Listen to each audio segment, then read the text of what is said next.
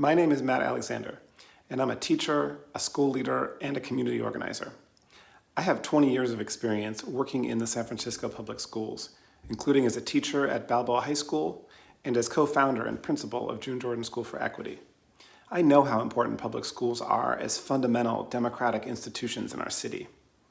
I'm running for school board because SFUSD has a compelling vision of high-quality learning, but it's not yet a reality for all children, especially Black, Pacific Islander, and Indigenous students, students with learning differences, and Chinese, Filipino, and Latinx immigrant youth.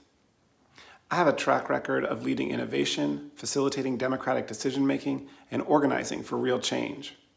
I understand and value the experiences and the voices of the people who do the work in schools, including teachers, paraprofessionals, parents, and students themselves. I know the strengths and the challenges of the bureaucratic system they work in. If I'm elected, it will be the first time the Board of Education has both an educator majority and a parent majority at the same time in the history of SFUSD. We'll have one of the most diverse and strongest boards ever, and we'll fight to make sure SFUSD's excellent vision becomes a reality for all. Now let me answer the specific questions you asked. First, I definitely support Prop 16, which will end the ban on affirmative action in California.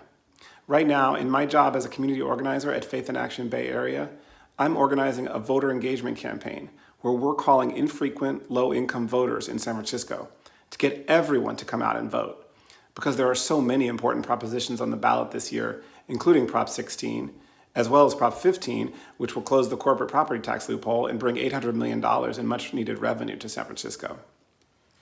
Second, you asked how we can ensure that English language learners, recent immigrants, Black, Brown, Southeast Asian, Pacific Islander, and other marginalized students can fully participate in learning during COVID-19.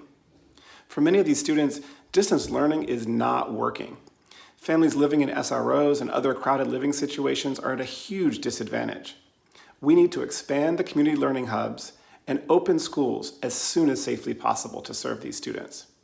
We live in the wealthiest city in the world, and we need to find the resources it takes to educate all children, even during a pandemic. Next, you asked how we can make it easier for monolingual parents to advocate for their children, especially those with special needs.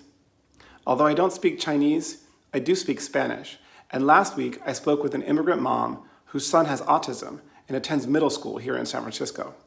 He's only getting 45 minutes a day with his teacher on Zoom, and the teacher doesn't speak Spanish, so she can't tell the mom how to support her son during the rest of the day. Every school serving immigrant students must have bilingual staff who can communicate with the parents in their native language.